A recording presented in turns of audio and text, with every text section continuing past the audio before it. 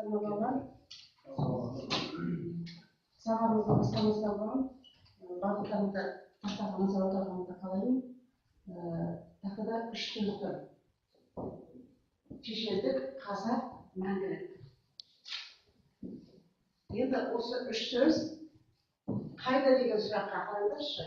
Осы сөздерді сіздер бұрын қайда және қандай мағынада кездестіргеніңіздер? Екінші, қалай? Осы сөздерді қолданудың мысалдарын келтіре аласыздар. Және үшінші, қандай? Бүгінгі сабақта бұл сөздер қандай қолданыста болады деп ойлайсыздар?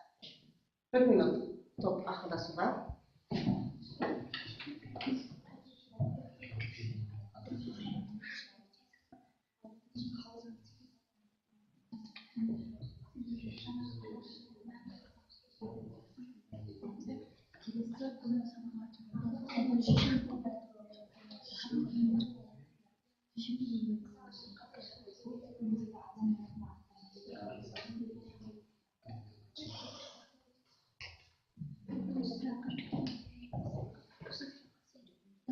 Бірінші топта аяның.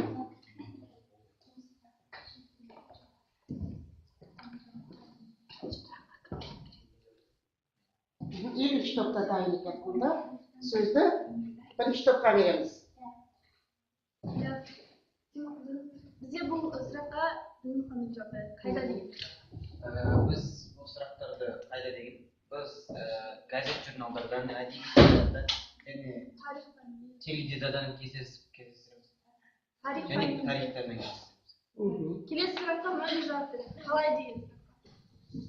Осы сөздерді қолдануды мысалы келтіре аласыздар ма деймін. Біз бұған мынандай осы үш сөзді пайдаланып, мысалы қазақ шешендік өнері қазақ халқының мәңгілік мұрасы. Келесі, қандай деген сұраққа мен жауап беремін. Қандай бүгінгі сабақта бұл сөздер қандай қолданыста болады деп ойлайсыздар? Шешендік болғандықтан біз мүмкін шешен адамдардың аттарын, шешендіктің тарихы туралы өтетін шығармыз деп ойлаймыз. Жақсы. Екінші топ.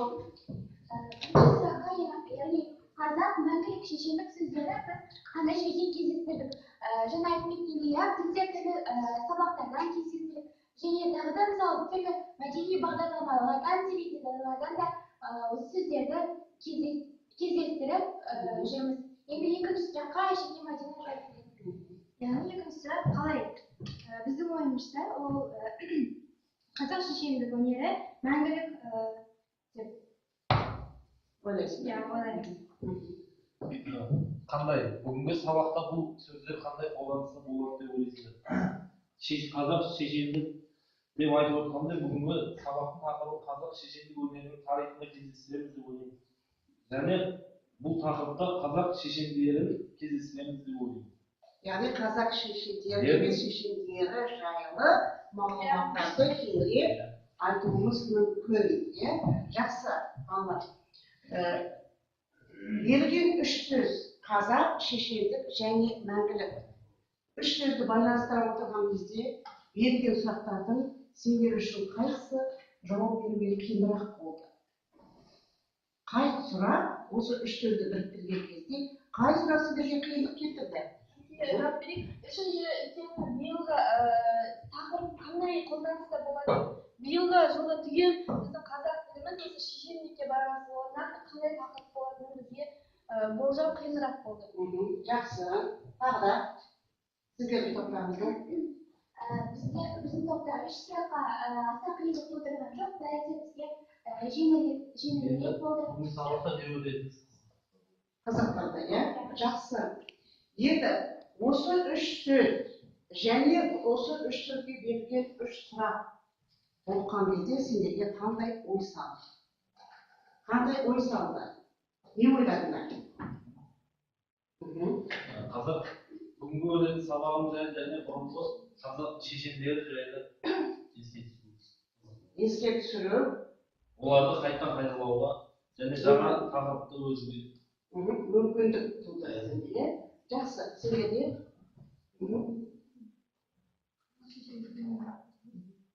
жақсы. Енді топта осы сұрақтарды өз беттерінше талқылаңдар. Сол кезде талқылап жатқан кезде біріне бірі ой айтыңдар.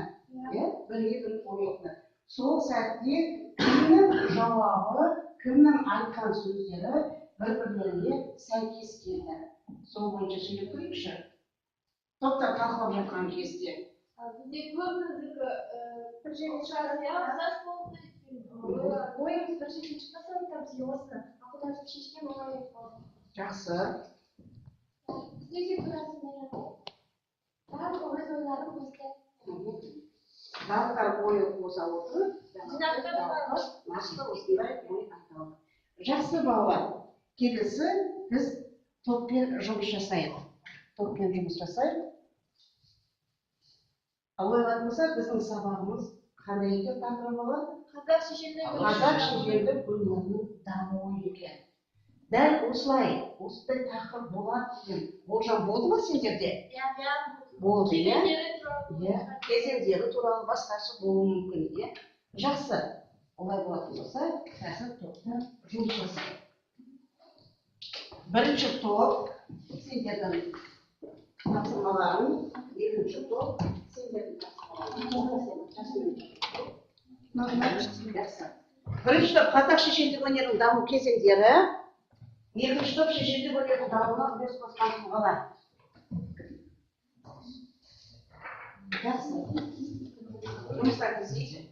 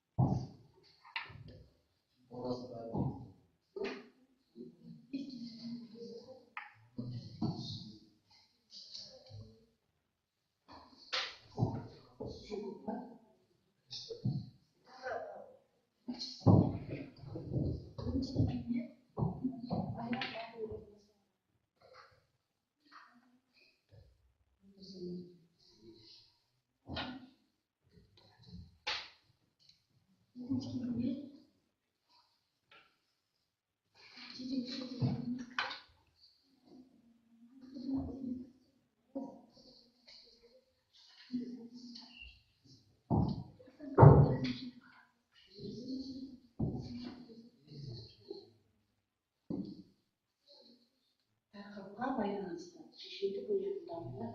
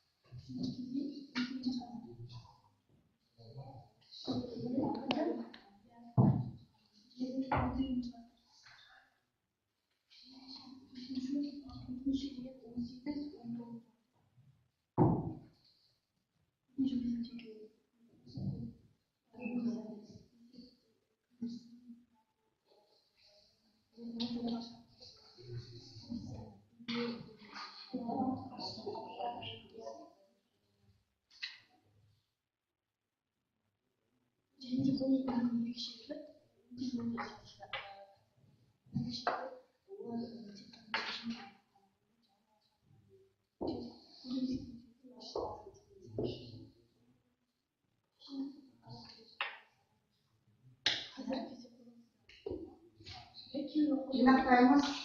Жинақтап.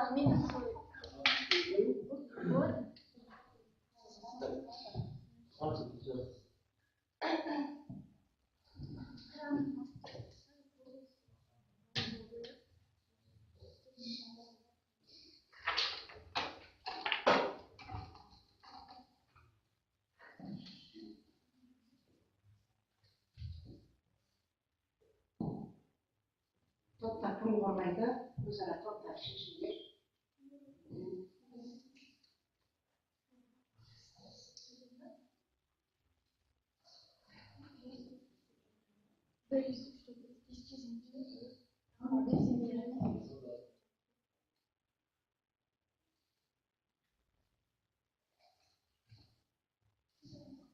Бірінші топтайын. Жұмыстарында қаракетіп жүргенім бар.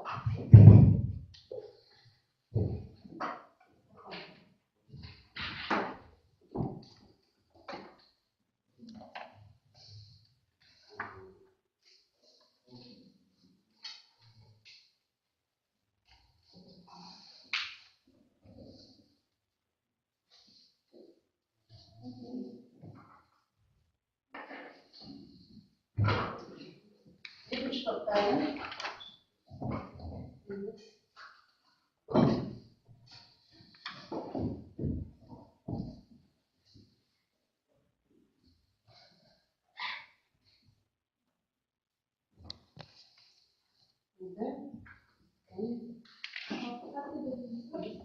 Bizga qizlar shishanda bo'lmagan qonun shishindagi degan taqdirda жалпы qizlar shishanda bo'lmagan сонау 12-11-chi asrlardan boshlab damib kelе жатыр. Оның bizga qizlar shishanda bo'lmagan damib кезеңдері бізде 5 кезеңі bizga белгілі. Бірінші кезең ол 11-16 ғасырда жатады. Ол кезеңнің өкілдеріне аяз майқы яғни біздегі шешендік өнердің негізін қалаушылар болып табылады. Екінші кезең ол 18-ші ғасырдың бас жағы, оған асан қайғы жиренше шешендер жатады. Үшінші кезеңіміз ол кезде үш биіміз жатады. 18-ші 19-ші ғасырларға келесі төртінші кезең ол байдалы, іненші сияқты, сырым сияқты батырлар. Бесінші кезең өкілдері бекет мырзағұлұлы жатады. Және қазақ шешендік өнері әр ғасыр өткен сайын дамып келе жатыр. Мысалы бірінші кезеңде аяз майқы билердің шығармалары ол тек қана ауыз таралып келсе, кейінгі шешендеріміздің жазып айтқан сөздері ол кітап болып жазылып қалады. Қосымша бар ма айтатындарың топ? Жақсы, рахмет. Енді біздің шешендік өнердің дамуына үлес қосқан тұлғалар. Біз топ мүшелері әрқайсымыз негізін қалаушы үлес қосқан адамдарды жазып шықтық. Және де олардың қазақ шешендік дамуының негізін қалаушы майқы би мен аяз биді ортаға жаздық. Және де екінші төле би, әйтеке би, қазыбек биді үлес қосқан. Және де екінші кезеңде асан қайғы, жиренше шешен болды. Бесінші кезеңде жаңағы бек сұлтандар болды. Ал енді ортасына оның сонымен қатар қазақ шешендік өнерінен басқа әлемдік шешендік өнерде дамуына үлес қосқан ғалымдарды жаздық. Олар Цицерон, Платон сияқты шешендер болды. Яғни бұл қазақ емес, қосымша ретінде айтып жатсыздар, иә? Жақсы, рахмет, отыра ғой. Сонымен балалар, біз қазір екі тақырып төңірегінде ойымызды қостық, ортаға салдық. Қазақ шешендік өнерінің даму кезеңдері жайлы және сол шешендік өнердің дамуына үлес қосқан тұлғалар. Қосымша тағы да айтатындарыңыз бар ма? Осы бойынша ойларымыз бір жерден шықты. Жақсы, рахмет. Енді әрі қарай топтардың бір-бірін қаншалықты тыңдадыңдар, қаншалықты кімнен қандай мәлімет ала алдыңдар. Өз ойларын топтарға салыңыздар. Екінші топтың оқушылары жақсы істеді. Бізде қазақ шешендік өнерінің негізгі қалғандарын білдік.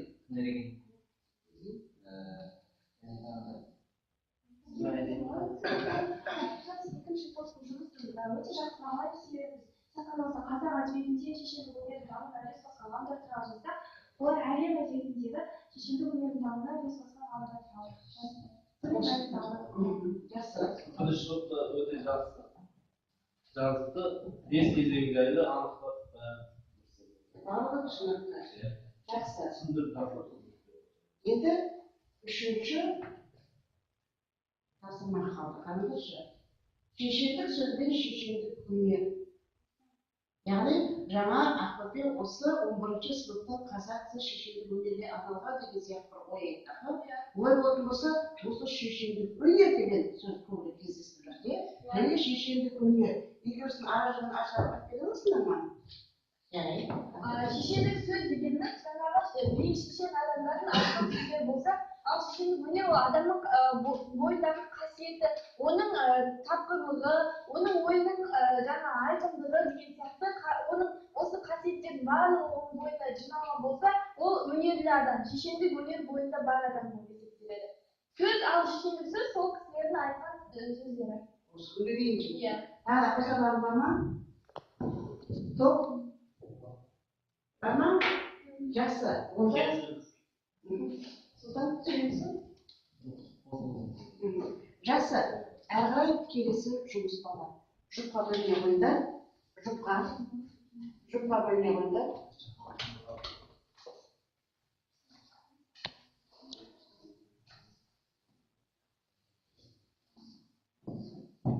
Жұпқа бөліне қойды.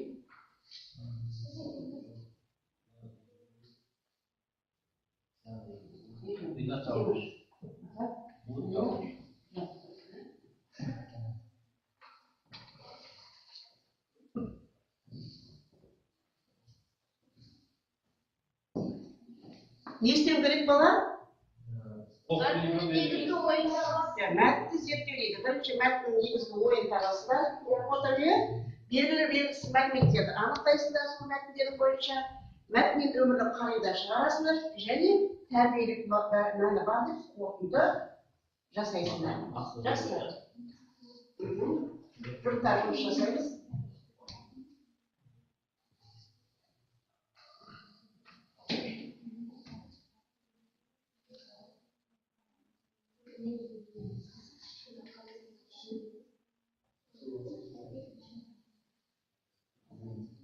Жан-жаққа жаса берулерге болады, бала. Жан-жаққа жаса беруге болады. Ойларында.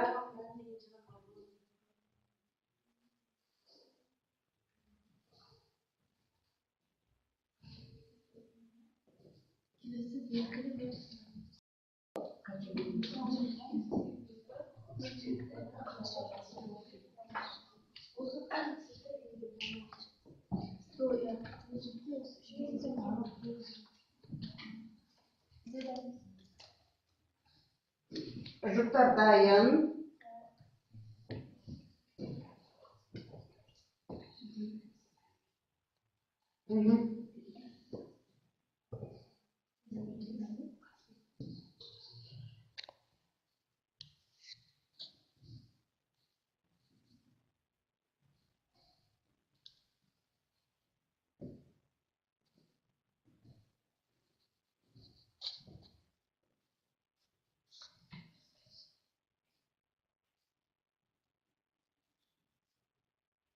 Аяқтадық бала.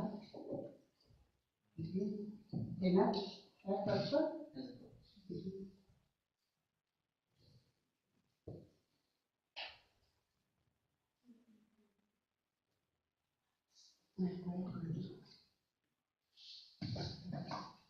Жақсы.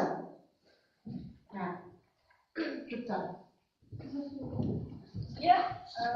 Бізге негізгі ой бұяқта бұл мәтіннің негізгі ойы тәрбие беру, сөздің қадірін түсіну және сөзді құрметтеуге шақыру.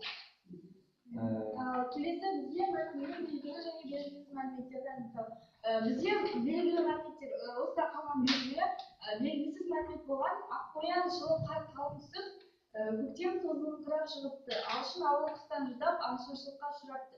Яғни және де Айтеке би оған тоқтам салып деген жерде Айтеке бидің осы алшын ауылынан бий болғандығы. Және де келесі белгісіз мәлімет төле би бұл кезде Ташкентте билеп тұр екен.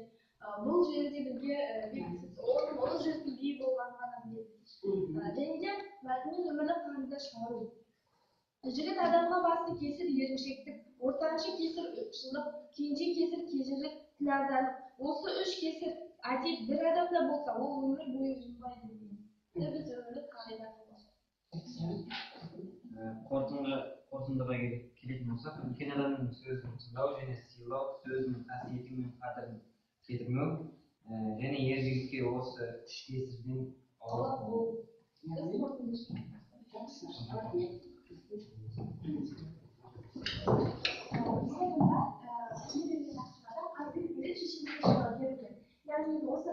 болғанның негізгі ойы бізге берілген мәтінде негізгі ой ол қазірет бидің сұраққа мүдірмей шешендігіне жауап беруі, ол біздердің түсінбеген негізгі ой. және де осы бізде мәліметтері осы берілген шығармада белгілі және белгісіз мәліметтер. Белгілі белгісіз мәлімет. Бізге берілген белгісіз мәлімет ол не қымбат не қиын деген сұрақ ол бізге белгісіз болды. Және белгілісі ол қазірет бидің осы сұраққа өзінің жауап беруі. Жауабы сол бізге белгілі болды. Және енді осы бізге мәтіннен өмірлік қағида шығарып жетті. Осы қорытындымен қағиданы біріктіріп мынадай ой түйдік. Яғни бұл жерде адам өміріндегі ең қымбат нәрселер жайлы айтылғандықтан, осы қолдануда алтынның қадірі жоқ дейді ғой, сол секілді осы қолымызда барды бағалап, бардың қадірін білейік деген қорытынды шығардық. Жақсы, рахмет.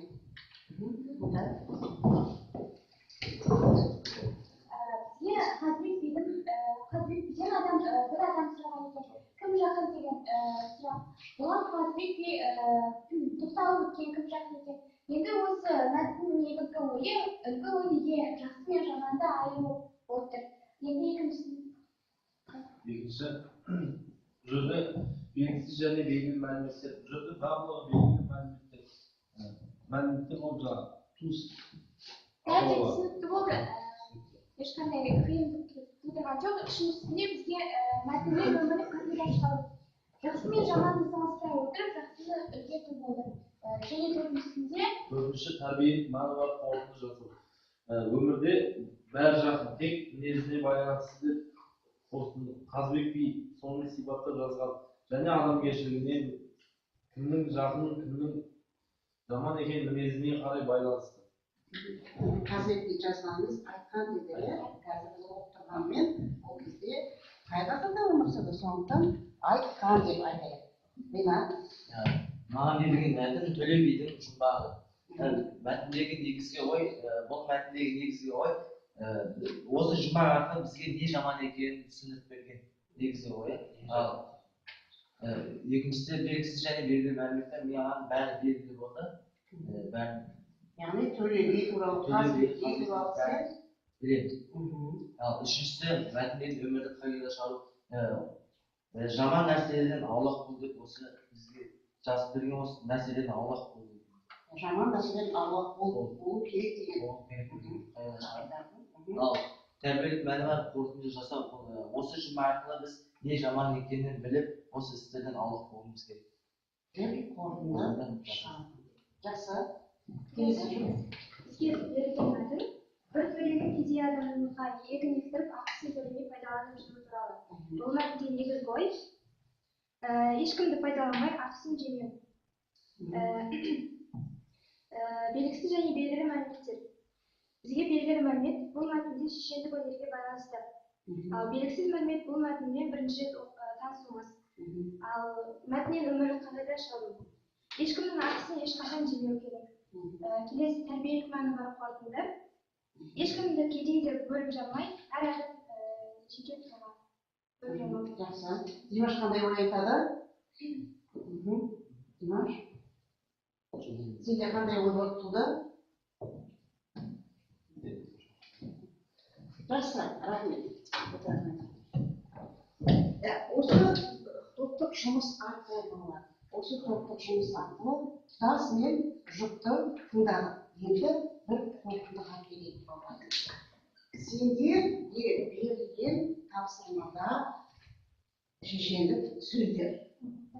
Шешендік сөздер. Сол шешендік сөздерді оқи отырып, біз мына төрт тапсырма арқылы ең басты шешендік сөздерді айтқан адамдар жаңа біз не жасадық? Яғни шешендік өнердің дамуына үлес қосқан тұлғалар дедік. Олай болатын болса, біз мынау мәтінде сол шешендермен таныстық. Және сол кісілердің айтып кеткен тапқыр сөздерімен таныстық. Олай болатын болса, солардың шешендік тапқыр сөздері арқылы өмірге үлкен қағида алуға болады екен, және сол арқылы қорытынды шығаруға болады екен. Олай болса, осы ойымызды бір ауыз сөзбен түйіндейікші. Шешендік сөздер тәрбиеге толы сөздер. Жақсы, тағы да шешендік сөздер. Шешендік сөздер тағы да? Өмірлік қағидалар жасау. Жақсы, тағы да? Өмірге, өнеге өту. Жақсы, өнеге, жақсы. Шешендік сөздер тарихтан сыр шертеді. Тарихтан сыр шертеді, өте жақсы. Тағы да? Жақсы бала, жақсы. Енді осы жұмыс бойынша өз ойларыңды айтып кетейік. Осы жұмысқа, жұптық жұмыс бойынша ойымызды айтып кетейік. Біз жұптық жұмыс жасау барысында біріміздің ойымызды тыңдауды үйрендік. Яғни менде болмаған мәліметтер қасыма жұрмаған беріп отырды, ал ол болмаған мәліметті мен беріп отырдым. Біріміз ойымызды толықтырып, жақсы жұмыс жасадық. Жақсы. Марина. Нұрмұхаммедтің ештеңе айтпағанымен ол маған өз ойын толықтай жеткізіп түсіндіре алды.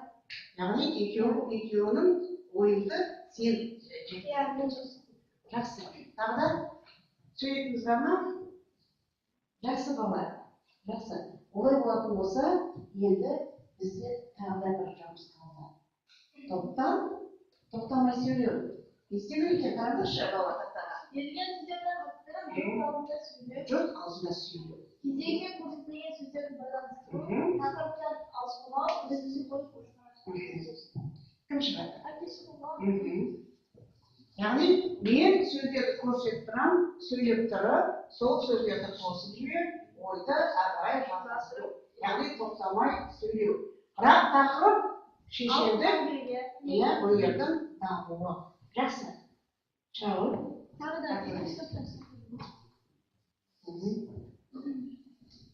Басқа. шешендік өнердің қазақ тарихынан алатын орны ерекше. Шешендік сөздер біздің әдебиетімізден де тарихымыздан да сыр шертеді. Шешен адамның бойында ең бастысы шешендік өнер болу қажет. Ондай өнерге мысалы тапқырлық, алғырлық, әділдік деген сияқты өзінің ойын анық жеткізу жатады. Қазақ халқының шешендері, осы біздің қазақ халқының шешендері бізге қазіргі таңдағы судья сияқты орында болған, олар барлық нәрсенің шешімін айтып жол көрсетіп отырған. Және шешендік өнер әр кезеңде әр түрлі болып дамып отырды. Яғни оның тақырыптары сол өздері өмір сүрген кезеңге байланысты болды. Жақсы. Отыра ғой, рахмет. Сұлтан шыға.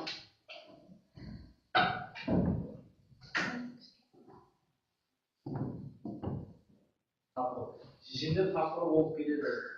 Жалғасына бер, сөйле. Шешендер тақыры болып келеді. Олар шешен тақыры болып қазына. Олардың астарында көп қазыналы сөздер, шешендік сөздер жатыр. Олар тек шешен ғана емес, елдің арасындағы мәселелерді шешіп, барлығын дұрыс жағынан шешетін болады. Олар және әділ болған, әділдікті қалап, әділдік жайлы шешендік сөздер айтып, бізге жеткізіп отырады. Яғни шешендік сөздер қай кезде туған түрлі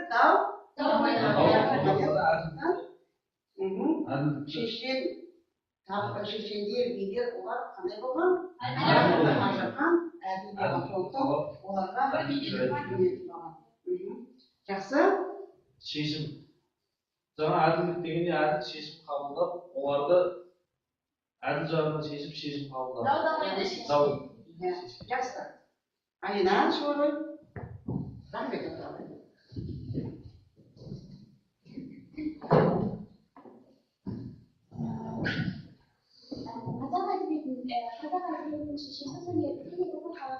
Мәлкін деген жиренше шешендіктерін білеміз. Және ол қазақ әдебиетінің шешендік өнері түрлі кезеңдерге бөлінеді. Ол 5 кезеңнен тұрады. Және әр кезеңнің дамуына үлес қосқан ғалымдар да әртүрлі. Мысалы, шешендерге майқын би жиренше шешен жатады. Сонымен қатар шешен адамның бір қасиеттерінің бірі ойлары жүйрік, тілдері өткір болу керек. Және де осы біздің әдебиетімізде шешендік өнерін қалаушылар бізге үлкен аманатты тастап кетіп отыр. Енді біз оны алдыңғы ұрпаққа аманат қылып жеткізуіміз керек. Яғни себебі шешендік өнерді не дейді? Шешендік өнер, шешендік сөздер біз үшін жаңа ретінде тәрбие дейді. Жақсы, рахмет. Енді бала, шешендік сөздер туралы көптеген зерттеушілер ой айтып кеткен. Соның ішінде ең алғаш қазақтың шешендік сөздерін жинастырып, сол туралы өзінің ойын айтқан 19 ғасырда болған. Орыстың академик ғалымы Рамин сөзін келтіріп отыр. Қараңдар, қазақтар бірден ерекшелікпен сөйлейді, ойын дәл айтып тудырады. Ал өзегі сөйлеп отырғанның өзге сөйлеген сөздердің басымен келеді. Соншалық ең өлең таңғаласың дейді. Яғни қазақтың сөздеріне, қазақтың шешендік өнері туралы осындай баға беріп кеткен. Ал енді содан кейінгі кезеңдерде Ыбырай Алтынсарин шешендік өнерінің сөздерді жинастырған екен. Себебі ол кісі бұл шешендік сөздерге үлкен тәрбие бар деп ұғынған екен. Олай болса бүгін біз сабағымызда шешендік өнердің дамуы жайлы айта отырып, шешендік сөздерден көп үлгі аламыз деп қорытындылауға болады екен. Жақсы, рахмет.